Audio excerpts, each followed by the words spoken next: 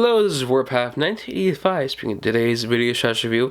I was discussing the Mattel Creations Master Universe Origins Geldor. Now, this figure is kind of interesting because similar to Demoman, Geldor is a super obscure character. And also Geldor is unique that similar to Demoman, where he kind of serves like this very specific role as a villain, because he's technically a villain, or more or less a kind of a foil, because very similar to what's his name? There's a various characters from DC and Marvel that kind of fit his general role. A person who a relatable and sympathetic villain, but he's still a villain because what he does is morally wrong.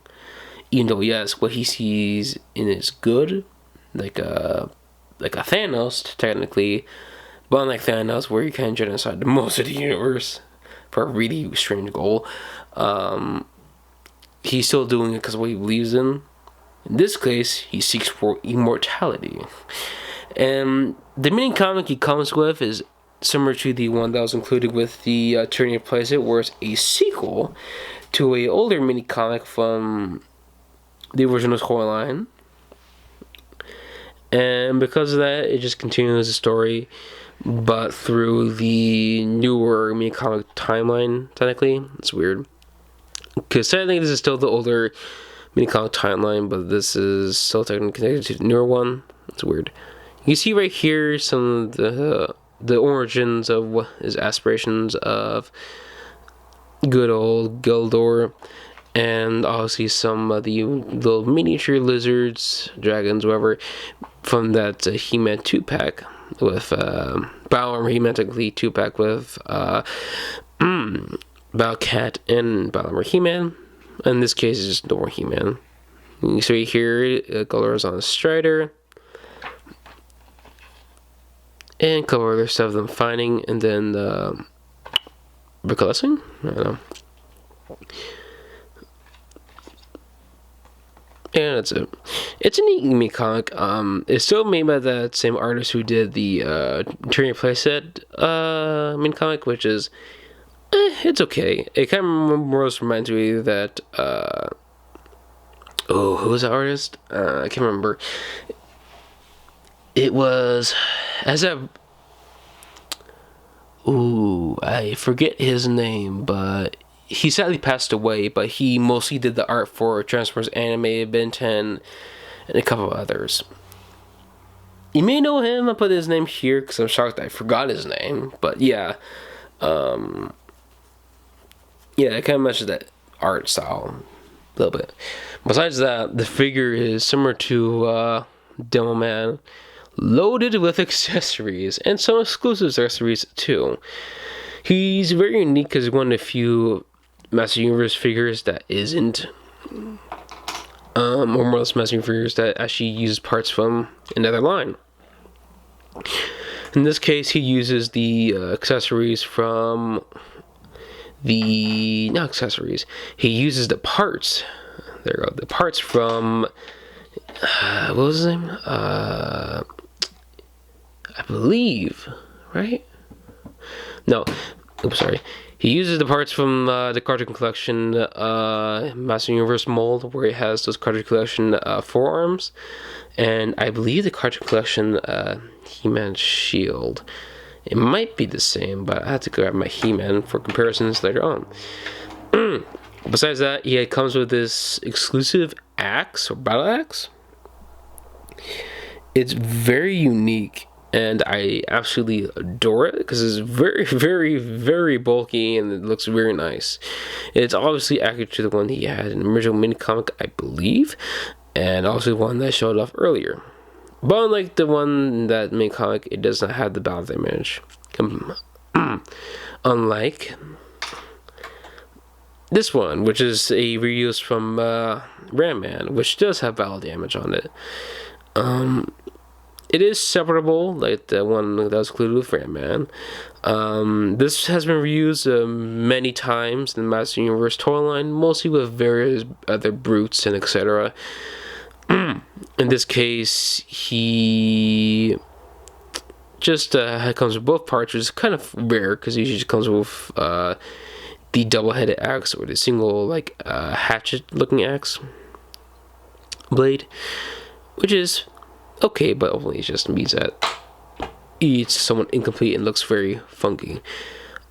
Besides that, he also comes with a He-Man shield, which is, I believe, the cartoon collection version, or maybe just the same as that one, included the standard He-Man. But yeah, it's neat. It's your standard He-Man shield. It works the same as most He-Man shields. Just plug onto the hand. But since I believe this is, I don't know. It might not be. It might also be the cartoon collection version. I don't know.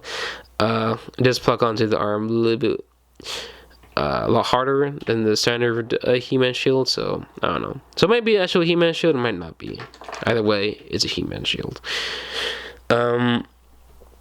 Besides that, the figure of Geldor himself is unique because Geldor is a evil barbarian, which is super unique because we don't actually get that many evil barbarians in He-Man, because usually most of the barbarian or barbarian-like characters like Geldor are usually good guys.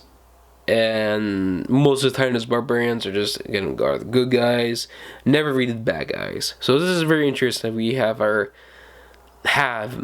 a evil barbarian in this case, which is pretty cool. Even though he turned good in the mini comic, you can still use him as an evil barbarian because he's still like a bad guy technically. Besides that, he has a bunch of new parts here. He has new like calves and feet, I believe, if I'm not mistaken. Has new chest armor, a new head, obviously, but has the same exact as to describe it, measurement beforehand, forearms from the eternal He-Man, He-Man, the cartoon collection body mold, and the Skeletor cartoon collection skirt, technically, or more just loincloth, which is pretty cool. But articulation is the same as most Iron Man has universe origins figures: ball joints, waist joints, hinges, elbows, wrist swivels, wrist hinges, and general very nice, very decent kicks, both forward and back. Nice knee bend, but in this case, somewhat limited ankle articulation, similar to like Roboto, and is also what was his name? Chop-Jaw. There we go. So somewhat limited ankle articulation, but it's your standard Master Universe articulation. But yeah, for comparisons, first edition version of the Origins He-Man. And taking a look at his shield, yes, the shield that is included with this figure is just a reuse of the Origins He-Man shield. It just kind of looks slightly different because it's in this entirely silver plastic, which is unique, I must say. Yeah, they look pretty good. Trying to pose them up because I usually displayed the first edition He-Man on Battlecat. So yeah, look kind of nice.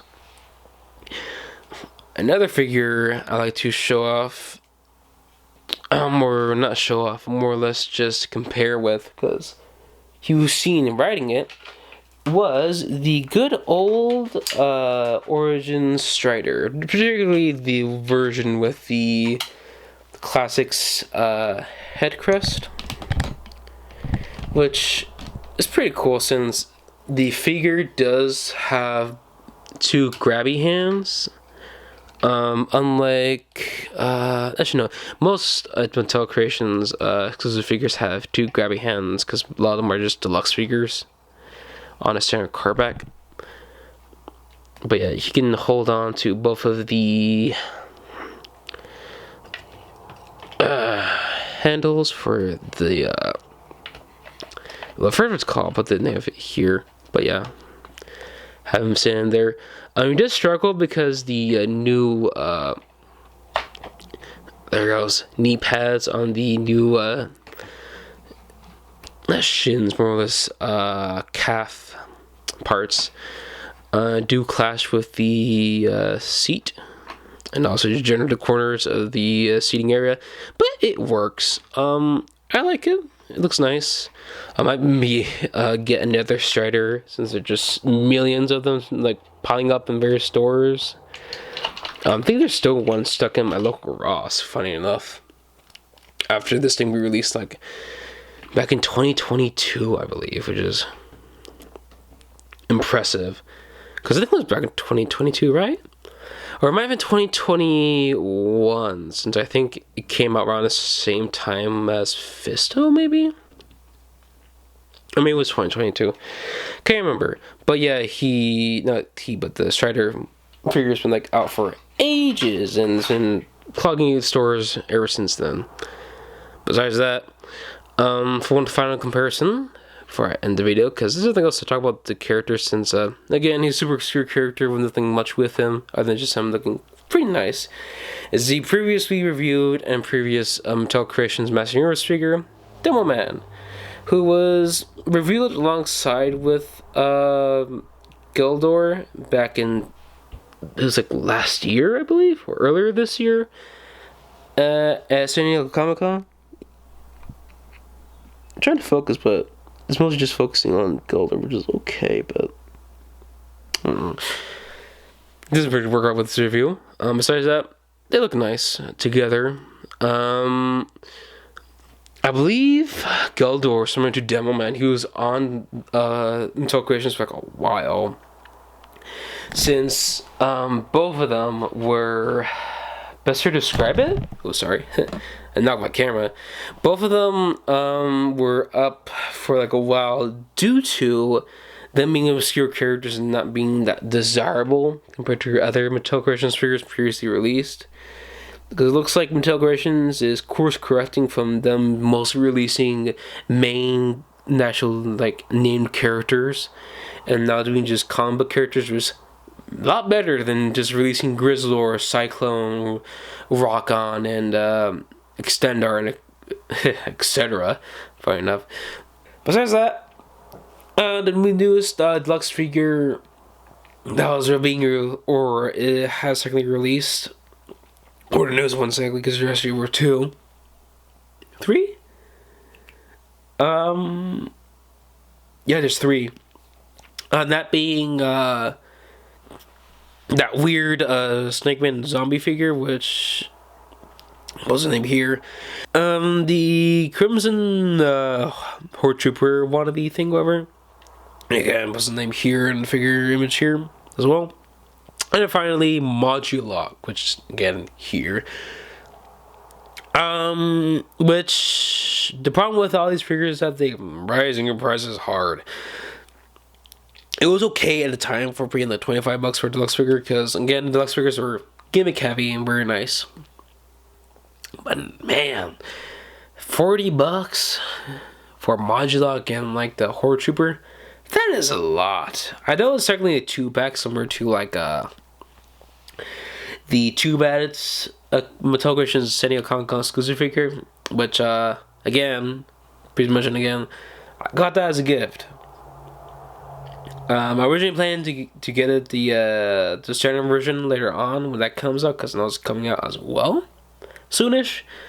But since I had that figure, I kind of like probably like ignore the standard Origins version soonish, because it'll probably come out soon. Similar to how we got like a re-release of that pre-order get Cha-Cha figure from Wave 2.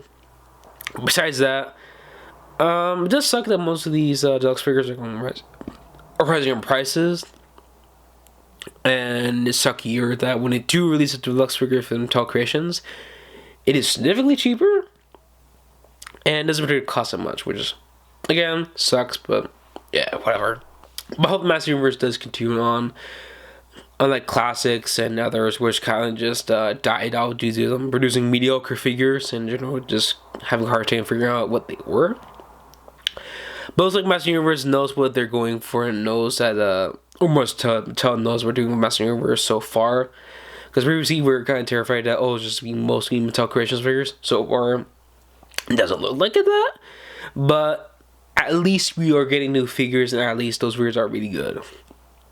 Other than just deluxes, which are kind of like becoming mediocre, which sucks because the Mattel were actually pretty good for a while until they kind of like either too expensive or kind of like mediocre.